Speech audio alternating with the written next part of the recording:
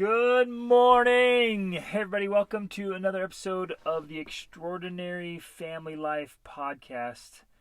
We thank you so much. We've gotten so many great responses. In person, I've had people call me and message me. I've had coaching clients like, oh, thanks so much for those last few episodes, especially the episodes on sex. And we've gotten so many messages, great messages from people who really connect. In fact, we've even gotten messages like, nope, not me. I don't connect. But that's been more rare. And they've even connect or relate. Oh, there she is. She's here. Oh. That was a sneak in, like, boom, okay. I'm here. Connect or relate. But it's been really awesome, and so we're super grateful. And actually, can I ask a favor? If you've heard something in any of the episodes from this podcast, will you do me a favor? Because Rachel and I, we want to share this with as many people as absolutely possible. We want to get this message out to as many families and couples as possible. And one of the ways to do that is if you guys leave a review. So would you go leave a rating or a review or a comment on the podcast? And you just wherever you listen to the podcast. Yeah, wherever you listen to it, just leave it. If you don't know where, just go to iTunes, look up the podcast, and just leave a review, right? And go ahead and click 5 stars and say it's the best thing you've ever heard.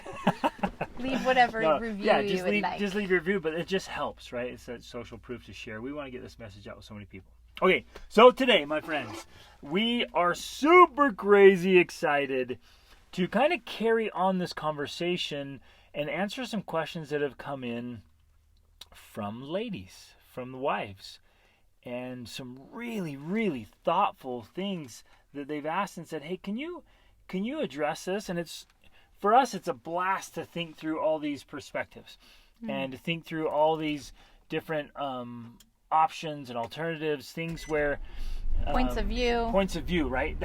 That's the key element there. You get so many different points of view, and when we hear about it, even on a somewhat regular basis, I think we can safely assume, like, okay, there's more than a dozen people experiencing this. This is probably fairly common for some couples, and we want to address it, right? Because we want to help. Amazing in-show moment. Wow. Sorry. That was awesome. So we're recording in our van as we travel the world. It's a great place to record, and for some reason the radio just kicked on. Sorry about that. Okay, ready? So I guess we'll start with these messages I've got. And I've gotten them over the years. And all of you, will you please acknowledge that if your spouse is a really good person and they want a great marriage, like, they're going to sincerely do everything they can, and they want you to do everything you can to make the marriage great. Like, don't take that for granted. Be grateful for that, but realize, so here's a specific example. I know Rachel is just a phenomenal human being, and I know she wants an extraordinary marriage. So I can safely assume she's going to work on herself, but I also have to know she wants me to work on me. And like, that in no way makes me resentful. That in no way is threatening to me. That I'm not going to say, just accept me for who I am, woman. What, am I not good enough? Like, we had that conversation when we were dating. You remember that? Mm-hmm. And before we get married, I'm like, babe, I would never, ever ask you to love me for who I am. Who do I think I am? Yeah. I think I'm so great right now as a 23-year-old that you should just love me for who I am. I've always had this healthy idea, like, I'm going to keep leveling up. And I'm going to keep leveling up. And I'm going to keep leveling up. And for her to want me to be better is actually fantastic. Mm-hmm. Would I want a wife that doesn't? No, thank you. Right. Right, but I have to settle that in my mind. Like, if my wife wants me to be a better man, it's because of love, not because she doesn't think you're good enough. Right. Which is kind of true. I mean, honestly, look, I'll none just of say us it. are good enough. I'll just say it so she doesn't have to. Brother, you're not good enough. Okay? Now, if you shed some tears for a minute, that's okay. Wipe them off and buckle up, Buttercup. Like, and I can speak to the men like this. Right. And I get it. And there's this big thing right now, and I know some of you might start sending emails right now because I just said that you're not good enough. And you're like, everyone's good enough, Greg. What are you doing? People are good enough. Because I know it's a big buzzword right now to be enough. In fact, I just literally had a coaching call. All right, I got to say this. I just literally got off a coaching call, and I said to her, you are enough. And I mean it wholeheartedly. So it's maybe the two-sided coin, where I said, gentlemen, you're enough.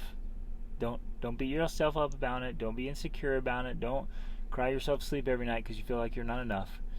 But I can also in the same breath say, hey, buddy, you're not enough.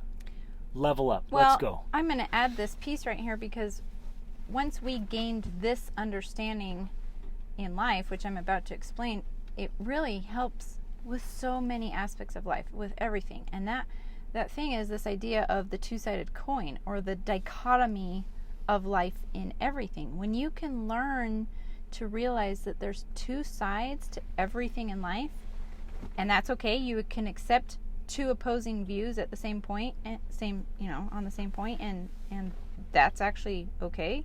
So you can accept that you are enough and you're not enough at the same time. Exactly. And that's very healthy. It doesn't have to be one or the other. You don't have to feel like striving for being better is wrong because you need to accept yourself as being enough. You can do both. And that's how you find this healthy balance of saying, I am enough and I'm going to work on being better. That has been an underlying theme in our marriage on every topic practically. Literally from when we started dating. Yeah. That you can be both things. That life is a dichotomy of seemingly opposing and contradictory views or positions. Exactly.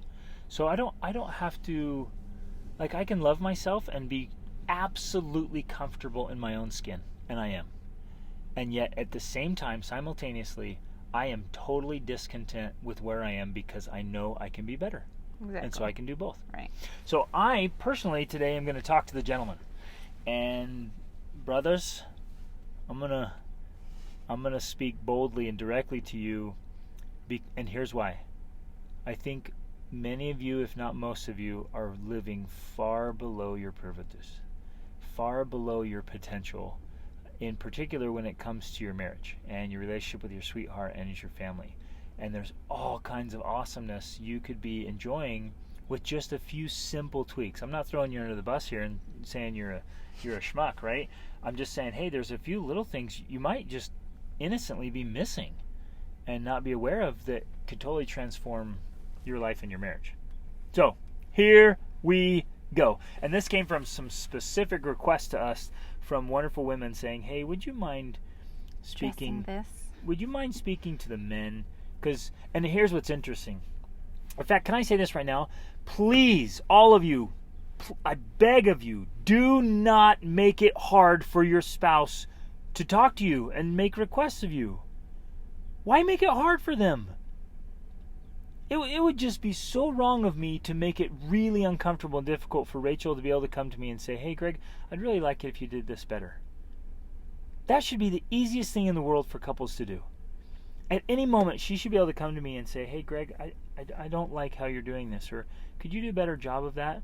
And even if I feel defensive or whatever, or even I might, and I don't have to always accept everything she says, I might be able to, well, let me explain how I see it, and let's talk through it and have a different perspective here. But I never need to make her feel bad or make her afraid. Oh my, ooh. Gentlemen, if you have made your wife afraid to be honest with you, it makes me want to put you in a submission hold. Practice a little Krav Maga. Don't do that. Do not make your spouse afraid to be honest with you. And, I mean, we understand that it comes because of the way we were raised. It comes because of our own fragile egos. It comes because of a lot of reasons. We get that it can be hard. Like, we know that. We're not discounting that. But what we're trying to do is provide a different perspective. Like, wait a second. It shouldn't be hard. Let's try to make it easy. Let's try to make things better by not being so hypersensitive. right? Or defensive, or all of these things. Like that's the ideal. We're setting an ideal for you to work towards. Love it. I love doing podcasts with you, babe, because she can be the gentle side of the coin, and I can be the fierce side of the coin. And it's so nice. And it's so nice. It's so nice. Okay, here we go. So one of the questions that came in just said, hey, so I and several of my girlfriends, and again, this is a common thing, we love our husbands and we want amazing marriages, but sincerely we feel neglected. And I'm speaking with women who are genuinely and sincerely meeting their husband's needs, even their sexual needs. They're working at understanding them, but it's not that connection, and sex isn't a real connecting experience due to husbands continually neglecting their wives. And the fascinating thing is, this isn't an intentional neglect, and it's not from guys who are bad guys. I hate to use good and bad, right. But they are good guys, and they're trying to be good husbands, but because they misunderstand their woman's needs, the woman is feeling neglected. One, because it's very difficult, unless you study a lot of psychology and different things, for as the woman to even totally understand what it is that you need, and then to be able to articulate that in a way that your man can understand that. Like Greg and I have had to work long and hard to achieve that, right? It's not easy. It's very challenging. It's very complicated. So with the best of intentions, this woman's doing everything she can to meet her husband's needs. And again, we're not saying she's perfect at this either, but she's feeling that her unique and different needs are not being met and fulfilled. And so, and we're going to get into this, because she's giving, but starting to feel resentful. And women will do this. It's not, they're not trying to be the martyr, but they will give and give and give. It's their nature. It's in their nature, to the point that they begin to become resentful, because they think that someone, obviously you'll just give back to me and you'll give me what I need. But after a while, when that doesn't happen, they just feel resentful about it. Ooh. They may not stop giving. They may continue to give, but all that happens is the resentment continues to build. And the flame slowly dies out. Oh, so we'll get into all that, and we'll get into how men and women kind of keep score differently.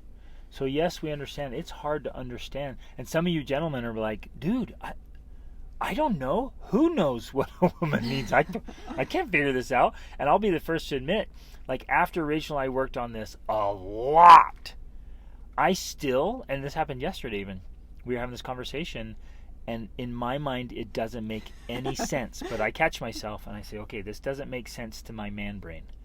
But I know now enough to understand this makes sense to her woman brain, and I need to acknowledge that and work with that. Exactly. Even though it doesn't make sense to me. Exactly. I'm like, that math does not add up. that arithmetic is off. But it's different math, man. Right. Exactly. And what's happening is, because it's almost like the men and women are speaking different languages, that sometimes, and this is the thing, men are like, I'm doing what she's asked. She's asking me to do the dishes or different things, and I'm doing those things. But what's challenging, because I'm going to admit here, women are complicated, okay? I'm a woman, and it's still difficult to figure myself out. But because we are so complicated, that very often what we're saying isn't exactly what we mean. Because we don't even maybe know what we mean, right? I know. That is so true. Because a man's like, wait a minute, you said this. And you're like, yeah, but I mean that. Like, yeah, but you said that. And men are very literal. Because, okay, this is the best way I can explain it right now. It's like if you had a picture in front of us. Say we have a gorgeous painting here in front of us. That's what's inside a woman's brain. And then the man is saying, explain this picture to me. And I have to look at this painting, and I'm like, I guess I'll start over here with the trees. And so I start talking about the trees, and you're like, okay, so it's about the trees. And I'm like, no, it's not about the trees. And right? I'm like, why did you talk about the trees? I'm like, I don't know, I just picked the trees, okay? So I'm trying to explain the painting without you being able to see it and only being able to use words which have to be concise and specific. And so I start with that, but it's not concise and specific. It's the entire scene, right? But unless I do a lot of talking, you'll never actually see the entire scene. That's a woman's brain. And a man's like, just tell me one sentence or less, Exactly. woman. What just it is. tell me What what I do you need to need? do. And she's like, I just need to talk to you for hours and hours and hours. So I can describe in detail every aspect of this painting, and then you'll understand. So, before we dive in, though, I'm gonna hit this message, and we're gonna address specific things that women ask for and desire. But we want to address first, and Rachel and I have talked about this a lot, this idea of needs. Now, that word needs can be defined differently, and we know some well-known presenters and people think, they just grasp on this idea. A need is something you have to have or you will die. So you got to have food and water, Air. and air, and those are your needs. If you don't have it, you'll die. Anything else is just a desire. Well, because in the last podcast we touched on the fact that intimacy, sexual intimacy, is a need for specific, especially for men, and I believe emotional intimacy is a need for women. And we did get a comment, someone saying, "Well, that's not actually a need. Needs are things that you're going to have if you don't have them, you're going to die." And okay, technically, yes, but we're not here to try to tell you the things you Have to do to have stay to do alive. to stay alive, right?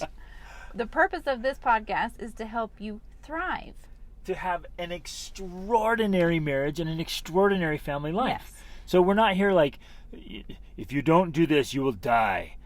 Okay, whatever. Anybody can talk about that. We're trying to get you to level up, and in order to level up, there are specific needs. And in fact, there is a hierarchy of needs.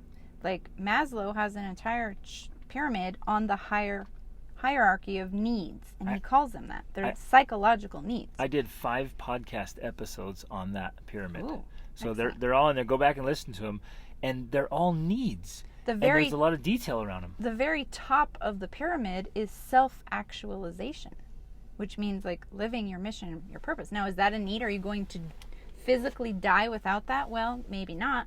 But trust me, you are not going to feel fulfilled and alive if you are not self-actualizing. So when we discuss needs, this is what we're talking about. We're talking about psychological needs. Like many women, if not most, have a, quote, need to talk, to be heard, to be seen, to connect intimately through conversation. Now, will she die if she doesn't get that? Not literally, but she might die inside.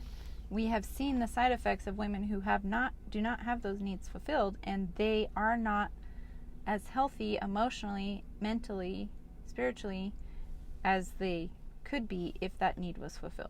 Absolutely. And then there's, somebody else kind of synthesized Maslow's stuff and put it into the 6 human needs. That we need certainty. We need uncertainty. We need love and connection. We need significance. We need growth. We need contribution. Those are the 6 human needs. Right? So there's lots of needs. There's lots of human drives that are driving us all. And so when we talk about needs today, we're talking about the needs we all have. Pretty much anytime we talk about needs. Yeah, this is what we're talking about. Like all these needs. And again, the goal is an extraordinary marriage, not just a good marriage. If you're interested in a good marriage, sorry, this podcast isn't for you. Go somewhere else. Yeah, don't listen to anything. Don't read. You just go through life just taking care of whatever you feel like taking care of, and you'll be good. In fact, your life will fall apart.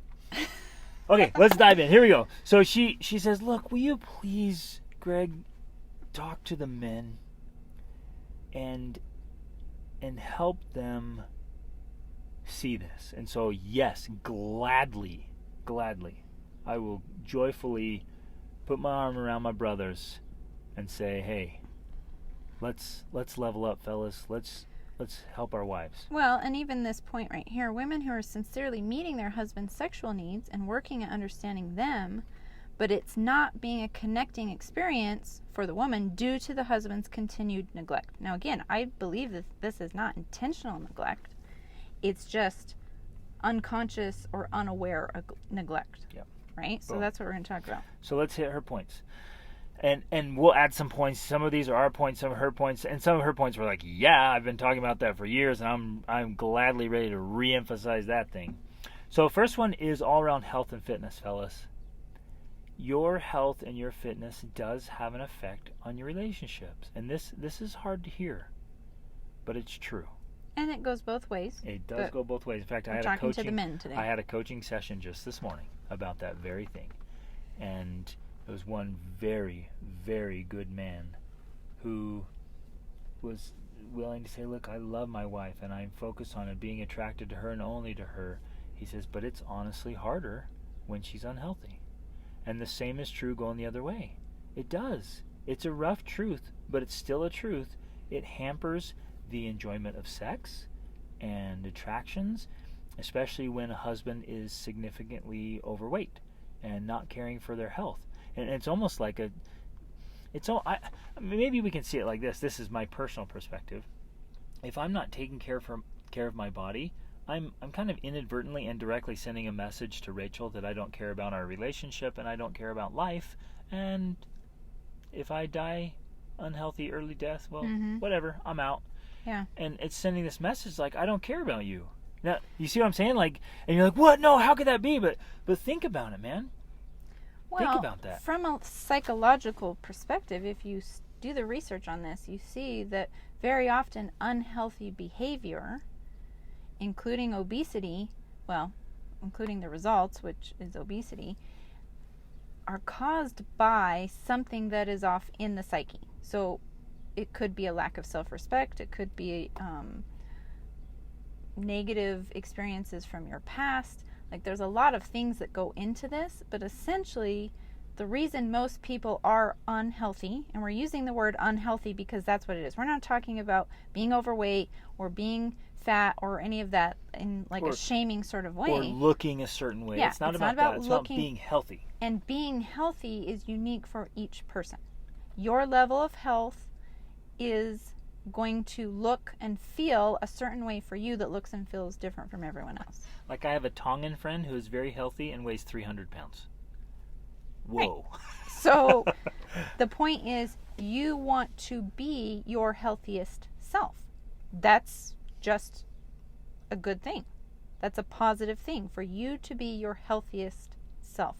Now, the things that are keeping you from being your healthiest self are leading to things like being overweight or not tired, being exhausted, tired, low on energy, energy, all of these things. just feeling like crap all the time, not sleeping well. Yes. Low libido, all of it. And all of that has a direct impact not only on yourself, but on your relationship and on your spouse. So yes, in many ways, it's inadvertently sending this message that I don't really care that much about myself or about our relationship. Oof.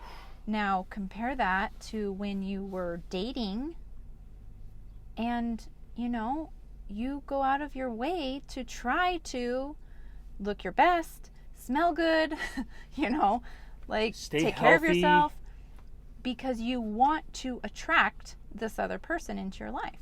And so if you're not doing that same attraction type behavior, it is sending an, unconscious or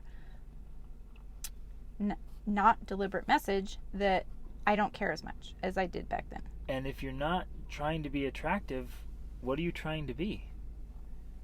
Well, the reality is you're becoming unattractive. We're trying to be really honest here and direct and just like if I were to pick one thing, if I'm working with a new coaching client and they've got all kinds of stuff to work on, like, what's the one thing, the most important thing that you just have to start with this one? I'd say get your health back. Make it an absolute priority. Get your health in awesome condition and stay there for the rest of your life. I know a lot of guys, and I've had a couple of interactions since those last podcasts of gentlemen who they're just kind of disconnected from their wives, and I was like, and both times I'm like, I'm going to take a guess here, I'm going to take a shot that they're out of shape, overweight, and unhealthy. And in both cases, spot on, right? Because you lose your vibrancy, you lose your spark, you lose the spring in your step, and you just start existing, and you don't feel very well. Well, and sometimes we've heard this as well in the past from women sometimes who say, well, it's actually switched in my relationship. I have more of the libido. I have more of the sex drive than my husband. And very often, one of the reasons that is because their spouse, their husband, is unhealthy. So if they were in a healthier state, maybe their libido would match their spouse or surpass it. We don't know, but you can't say that, oh, this is the case if each partner in the marriage is not at their ideal level of healthiness. Exactly. So make this a priority. Gentlemen, take absolute ownership of the condition of your body and get after it. Make it a huge priority. Do whatever changes you have to do. I have a friend that lost, in fact, 2, and an uncle that lost over 100 pounds. And man, life is totally different for them because that's so awesome. Okay, next. Putting boundaries on work life so you can be more involved with kids' lives and family life rather than being on your phone all the time or disconnected in other ways. Women do not like it when you are not connected. When you're going to be there, be there. I've told this to Greg before. I'm like, if you've got stuff to do on your phone, go somewhere else. If you're going to be with us 100%. Women like that. They want you to be there when you're there. And a man might be thinking like, wait, well, I'm here, but I'm right here. Like, what? Just because I have a game on, or just because I'm answering some emails or texts, like, what's the deal? And what does that? This is where we go as men. We're like, what does that have to do with you and me? What does that have to do with our sex life and you loving me just because, like, I got some work to do, woman? I'm working for you and the kids, right? And all of a sudden I get defensive. I'm like, I put in all these hours. I work so hard. What's the problem? And all of a sudden it becomes a source of contention instead of a source of connection. Mm-hmm. So yes, gentlemen, work. And when you work hard. Be absolutely successful at what you do. In fact, smash it. Master it. Be world class at your work. But then set those boundaries and be done. And the science is very clear that people are ultimately more successful when they set boundaries around their work and then have recovery time, which family time is definitely a recovery time if you do it right. If you don't know how to do that right, then you need to listen to some of Greg's other episodes. But set boundaries around the time that you work, and when you're done working, be done working. And then be engaged in your family. Many of you, I'll just say straight up what I've seen after 25 years of researching this and working with thousands and thousands of people. Many of you are struggling to set these boundaries because you have not developed and cultivated the skill, the habits, the systems to be productive. You're just not very productive. And so you feel like the only way to get more done is more hours. And that's just not the case. That's actually a faulty way of thinking. Yeah. Right? So, and again, like if you need the tools and the resources and the training around health and fitness, around productivity, around boundaries. Energy management. Like this is why I built my masterclass for men. And like that's exactly why I did this. Because I'm like, I got to give these guys the tools and the training and the resources and the concepts, the mindsets, the heart sets, the skill sets, all of this, so that our lives can be fully optimized. So yes, you need hard boundaries. And maybe you turn off your phone, literally turn off your phone, airplane mode your phone, or leave your phone in the car, in the garage. And when you go home, you don't bring it with you. Maybe some of you, I'll just straight up say it, some of you gentlemen need to get rid of your TV. Yes, I said it, and yes, I'm talking to you. You're like, that's a little extreme, man. Is it? Is it extreme? Again, we're trying to teach you how to thrive here, not just live. Yeah. So some of you have a need to get rid of your TV. Greg and I bought our very first TV as a couple last year. We've been married for 20 years. And we only bought it because we have an Airbnb that needed it. And they are going to want a TV there, so we got that. But and here's why. there's some really key principles here. Many women, and if you're like this, I bet your wife has felt this, and maybe she's expressed it, or maybe she didn't know how to express it. Many women feel like they are second place to their work, to their husband's work, or they're second place to sports, or the TV, or the phone. And if you want to have a less than awesome marriage, just make your wife feel like she's second. In fact, I would go so far to say that unless your wife feels like she is the most important thing in your life, she's feeling neglected. Oh, that whole podcast could have been right there. There it is. That's it. That's it, you guys. No, and let that sink in. Now, I know some of you men are mentally wrestling with that right now. You're like, are you kidding me? I bust my butt. I get up early. I stay up late. I work so hard. I dedicated my life to learn this career and do this, and I do it all for her. It's all for her and for the kids. I do this for her. Of course she's first. But, gentlemen, you have to show her. If she doesn't, I'm just going to butt in. If she does not feel like she's the first, all of that is for nothing. Exactly. It's a waste. Ooh. And you're like, but I tell her every day that she's my most important thing, and I go to work for her. Gentlemen, it doesn't work. It just doesn't cut it.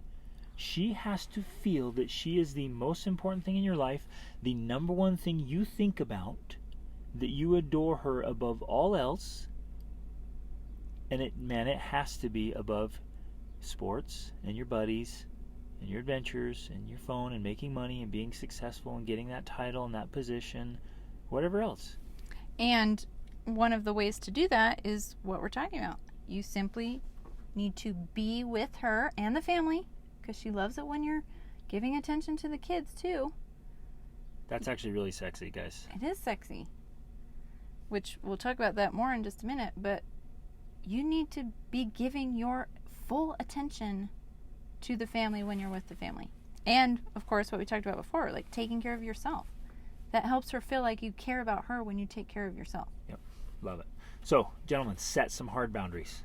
Do it right now. In fact, ask your wife. Say, sweetheart, what boundaries would help me with this balance so you don't feel neglected by my work? And I get it, gentlemen. Some of us, our minds, we get focused on work, and we could work all the time. I get it. And for some of us, especially you entrepreneur type, or you guys are all in, so it feels hard to turn off your brain. Like it just keeps, you're like, I can't control my brain. It just comes up with work ideas right now. Like, I get it. Keep a journal. Carry a leather journal with you and capture your ideas and address them when you're at work. But set some hard boundaries. Ask your wife to set those boundaries and then agree to them and keep them, gentlemen. And that's something Greg will do. I mean, if we're together and he has a thought or whatever, he's like, I'm going to capture a thought really fast. And I'm like, okay, that's fine. Great, capture your thought. But then he's going to come back and be fully engaged. Yeah, beautiful. Okay, next. All right, so another thing. Take interest in leading the family spiritually, mentally, emotionally, and in the condition of the home. This right here, women love this. Because do you know what? Whether she works or she's home all the time, she is constantly going, doing things for the family every day. And many women are very self-sacrificing. They will buy things for their kids before themselves. They will take the kids to things for themselves before they'll ever do anything for themselves. They are very self-sacrificing, and they're constantly invested in the improvement and well-being of their children. Non-stop. That's what they think about. So when your man will come home and actually take over for a little while, you're like, oh my gosh, like this is amazing. It is so sexy. It's so like relieving and supportive to have him be like, I'm going to, take charge of bedtime. I'm going to lead a discussion. I'm going to whatever it is. Like, do your thing. It doesn't even have to necessarily be something specific. Like, you could ask her, like, what would you like me to do? But if you just took charge and like, okay, we're going to do this thing. We're going to have this talk. We're going to take whatever. Like, she just wants you to be involved so she's not the only one always doing all the things. Which, again, in your mind, you're like, well, that's not true. I do lots of stuff. Well, right. But according to the woman's mind, she's the only one doing all the things all the time. That's how it feels for her. Now, the man brain... Whether that's logical or not, right, or accurate or not. Exactly. That's how it feels. So the man brain right now is like, well, that's not fair. I've been working my butt off. I don't ask her to come to the office and work with my clients or my patients. I didn't ask her to work on this project. She didn't have to come to the work site and, like, use the shovel. I'm tired, woman. And, like, isn't the home your role? Isn't that your job? Like, how am I expected to come home when I'm exhausted and take over? Right? And it's just, this just isn't fair. And I'm going to add this because I know this has come up a lot. Some men will be like, okay, I'm going to come home and I'm going to do all that stuff. And they're doing it all thinking, this will change things. My wife will appreciate it. I'll get lucky tonight. Yeah, we're going to have more sex. This will be great. And the wife doesn't respond. She's like, oh, well, yeah, thanks for taking care of that. And she goes to bed. Or she goes off and does her own thing. Right? So I get it. Like, I get, we've heard this. We've heard all the sides of this. And the conflict over the roles. And, well, if I take over, then... And honestly, some women, instead of operating in self-sacrifice, they operate in self-sabotage. And they don't help out. And they don't take on the role. And they have some bad habits they're carrying. So, again, we get that this is complicated. But in an ideal situation, we're all aiming for ideals here. You're going to re-energize. You're going to come home. Well, that right there, what you just said is a very deep and complex topic that could cover many podcast episodes about re-energizing. But that is a key. It's key to this entire thing. You have to just generate some energy before you get home, and you have to be ready. You have to disengage and separate what happened at work and what happened during the day is done. It's over. You have to re-energize, revitalize, clear the slate. Again, here's a perfect case where men and women keep score differently. You got to come home and say, okay, what happened at work is work. Done. That section of my day is over. I draw a line. It has no bearing on what's about to happen. The evening is different. This is both of us together raising a family. In the family environment. So I cut that off. I can't come home and say, well, I've worked all day because I can't do that. I can't do that because I cut that off. One thing's over, I close that. You can do that, but you're not going to thrive and have the extraordinary marriage we're talking about. And so, whether that seems fair or not, this is how it works. And this is me lovingly looking you in the eyes, gentlemen, and saying, you got this. It doesn't seem fair. But you can do this. Level up. You have to be the man. Be the man. And show up for your wife. Show up for your family. Show up for the condition of your home. Show up to be a leader spiritually, mentally, emotionally, educationally, financially. And I'm just going to say it, like, you earning the money isn't enough, buddy. Well, like you mentioned here before, that women don't keep score the same way. And if you listen to, like, Men Are from Mars and Women Are for Venus, he talks about that in the book. But if there's a whole checklist of things, going to work is one of them. Check, done. But in your mind, you're like, that's a big, huge challenge. That's, like, worth lots and lots of points because I went to work all day. In her mind, she's like, that's one thing on the list. We still have all the rest of the stuff on this list. And if you aren't doing other things on that list, you're not earning more points with her. Now, this may or may not seem fair, but this is how it works in a woman's brain. And when you learn to work with that instead of fight against it, that's when things get really good. And amazingly, that's when your woman starts to adore and respect you and, like, idolize you, because you are the man. Many of you, unfortunately, you're not showing up, fellas, and you want your wife to respect you and admire you, but you're not being very respectable, and you're not being very admirable. And I know that doesn't seem fair, but I'm going to throw this out. This is what I learned when I was young, and it changed my life. A fair is where pigs win ribbons, dude. So stop with this whole fair business. Be a man. right? Men aren't interested in going and winning ribbons with the pigs.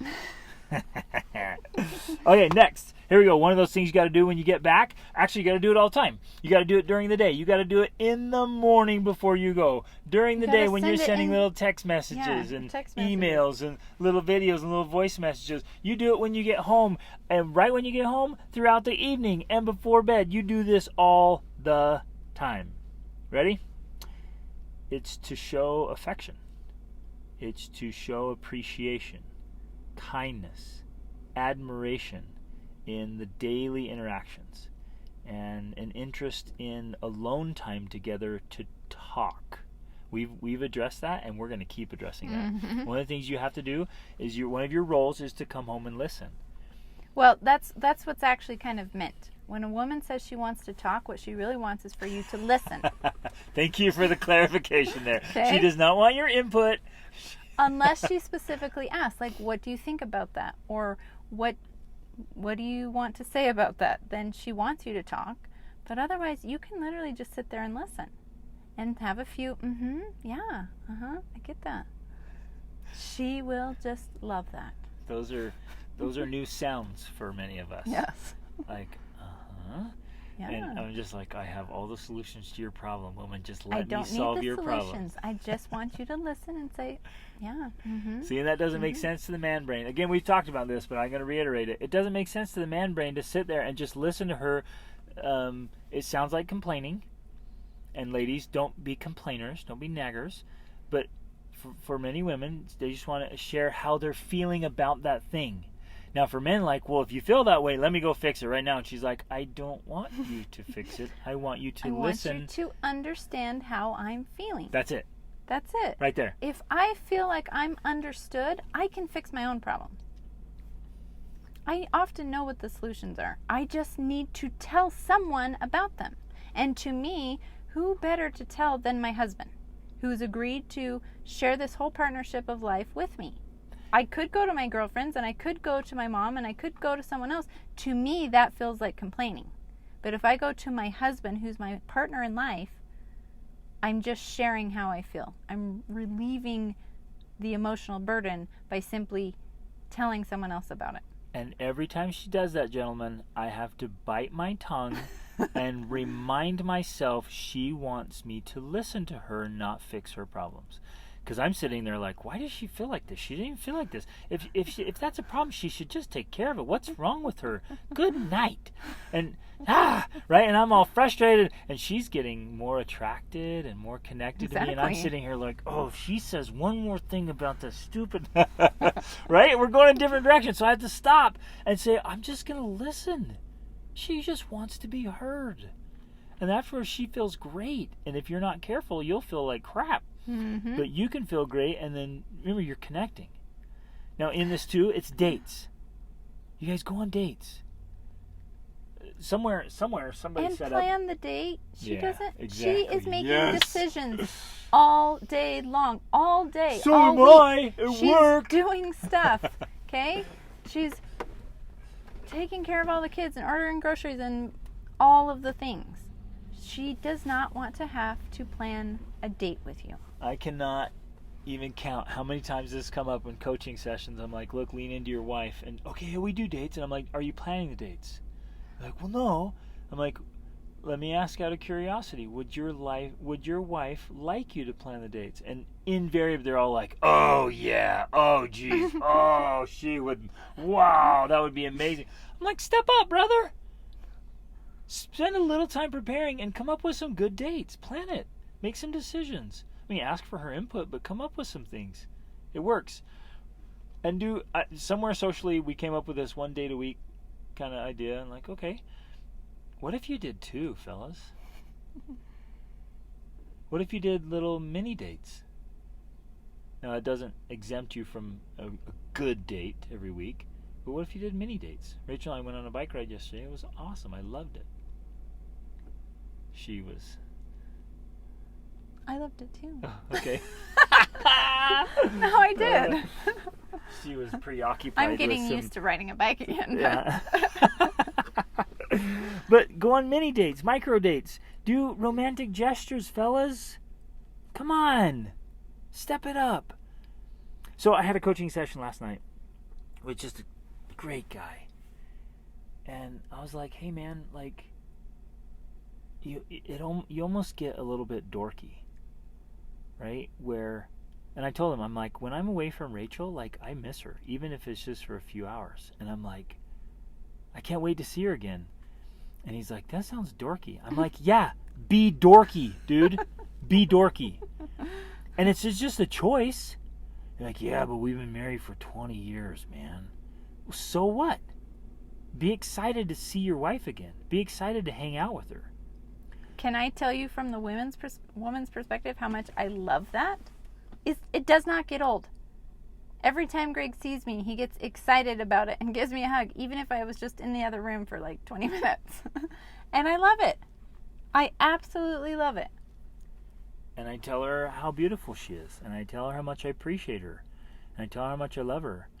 And I know some of you are like, dude, I told her that last month, okay, and nothing's changed. Does she have a short-term memory loss or what? Kind of. Yeah, exactly. Women probably. kind of have short-term memory loss. I know you told them they're beautiful yesterday, but today she's wondering, right? And So- it's true. She wants to hear it every day, if not multiple times per day. It doesn't get old.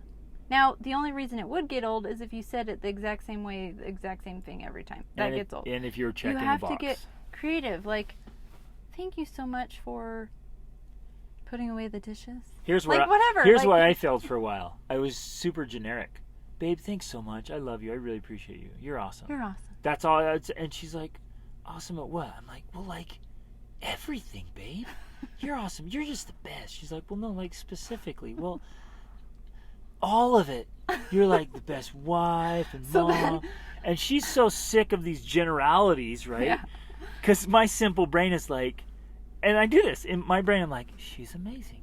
And in her brain, she's like, well, Amazing name at some what? specifics. Specifically, what am I amazing And at? I'm racking my brain. I'm like, this feels like a college essay where I'm like racking my brain for hours. Like, don't make me do that. But she appreciates the specifics, that you notice the little things. And I'll be honest, many of us gentlemen are not very good at that, are we? At noticing specifics. So that's a good gesture there. One more thing that we lean into hard is time away as a couple. Move heaven and earth, brother. Do whatever you have to do. Find babysitters, earn extra money. Like, make it happen so you have time away just as a couple. And we try to do overnighters, I don't know, probably every other month we get on some kind of overnighter. And then usually once a quarter, maybe twice a year, we'll go on something that's 2 or 3 nights away. But then every year we go on 10 to 14 days away, just us, and we lead couples trips. Man, that kind of stuff is such a gigantic investment in your marriage. It's huge. So please, please, please, please make those investments. And I can't tell you, like, from the woman's perspective, it is so rejuvenating to go out, first of all, on dates, and then to get away with just your spouse, because you actually feel like a woman again. You're not just a mother. You're not a wife. You're like a woman who's attracted to a man. And And who's that's how being it started. pursued by a man. Right. And if I don't have those regular reminders that I'm actually a woman who's attracted to, married to, pursued by a man, it's easy to forget and to not care that much. Because there are plenty of other things that can distract me and keep me busy. Like, there's an endless list. It never ends.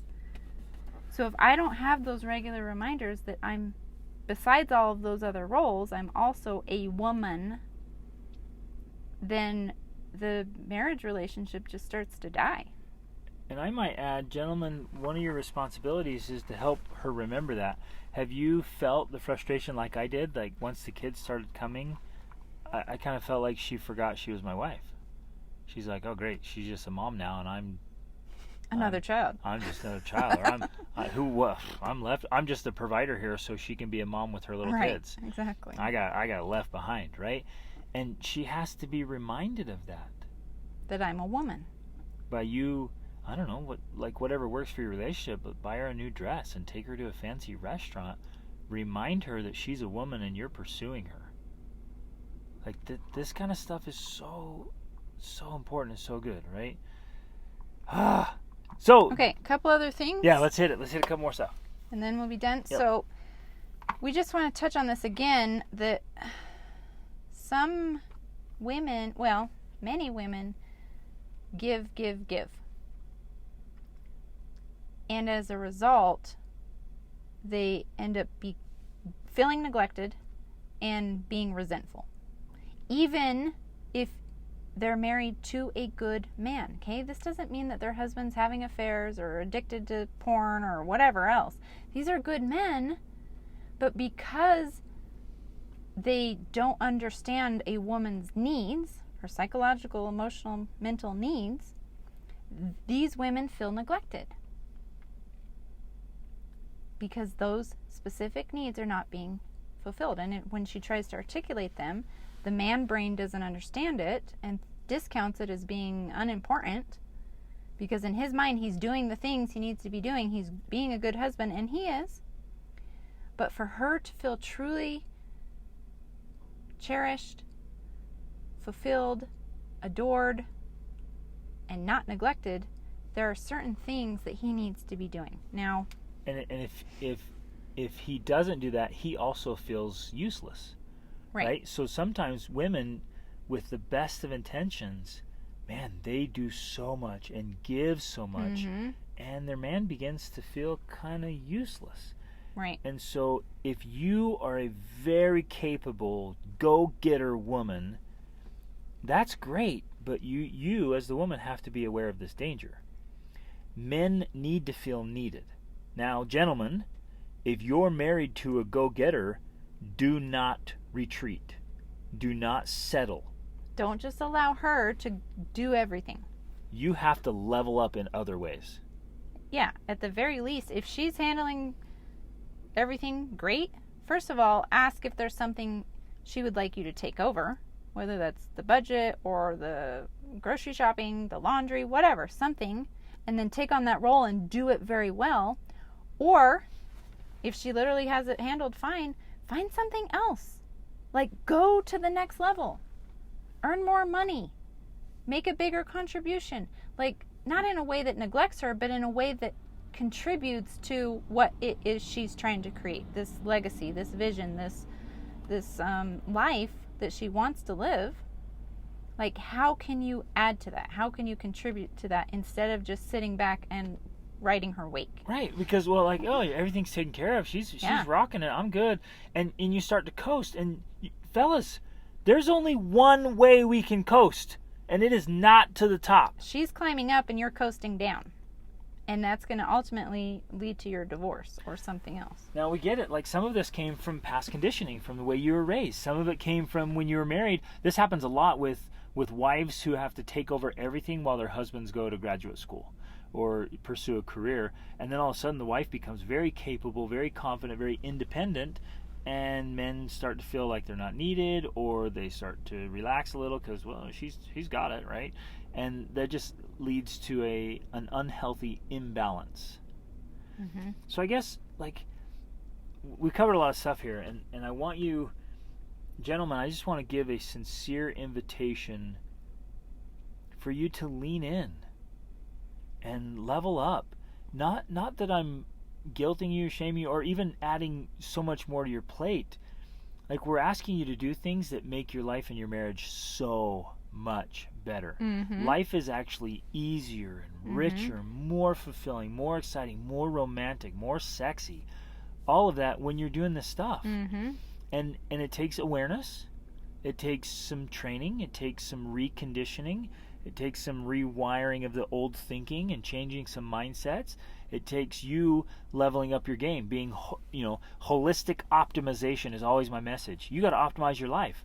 Because if you're like, I can't do anything at night, I just got to sit down and have some downtime, right? Decompression time. So I just got to watch some TV. And while I get that, I also realize I know because I've studied this and done this for so long, there are way healthier ways to re-energize and rejuvenate and get renewal instead of just downtime. And I'm going to be totally honest here. Some of you gentlemen are married to amazing wives who keep giving because they're givers, who keep serving because they're servers, and you're receiving things you don't deserve. I'm saying that with love, fellas. But you're getting some things you don't deserve. So my message is, deserve it, man. Earn it. Earn it. Earn it. You'll feel better about yourself, and your wife will be way more attracted to you. And there are little things you can be doing that, I don't want this to be taken wrong, but it'll help your wife or prepare your wife. It'll help her prepare herself to be more intimate and more romantic and more engaged. So take ownership of this. Take total ownership for the condition and quality of your marriage. Lean into this, man. And if she's already intimate and you feel everything's great, well, you need to make sure she also feels the same. Yes. That she's not feeling that she's neglected because everything's great for you. Yes. Some of you might be listening to this thinking, no, we're good, man. We have sex all the time. Great sex. My wife takes care of it. Like, things are so good. Mm-hmm. And it might have been your wife who sent me that message.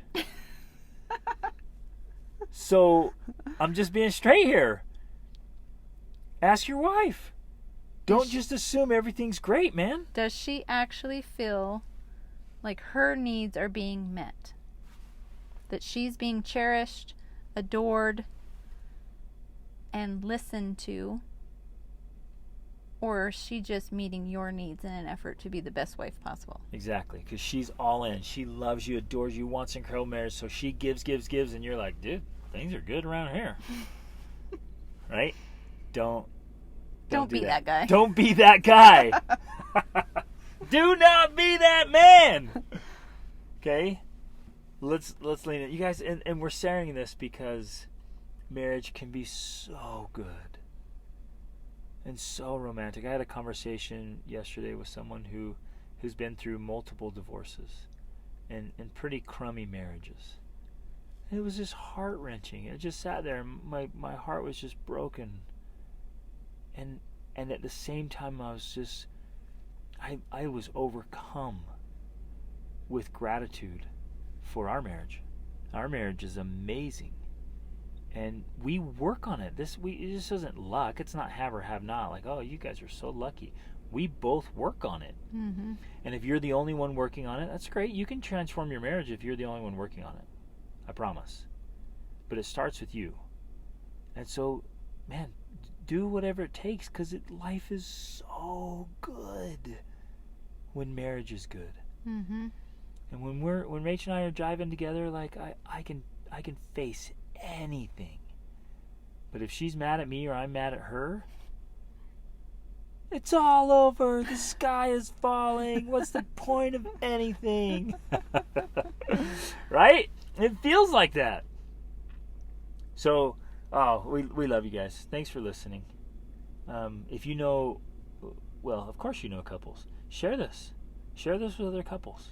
Share these podcasts. Leave, like I asked before that, leave a comment, leave a rating, Review. or a review. That's what it is. Leave a review and share this. So just take a picture, a screenshot right now, wherever you're listening to it, and throw it on social media. If you want help with any of this stuff for men or women, or have more questions, send us questions. Do more podcasts, or jump in. Like, buy the courses, buy the training, invest in your marriage. It's one of the, and in yourself. It's the best investment you guys will ever make. extraordinaryfamilylife.com. Yep. Love you guys. Okay. Reach upward. Go smooch on your spouse right now. Or send a message or whatever. Just do something. Invest in your marriage right now. Love you guys.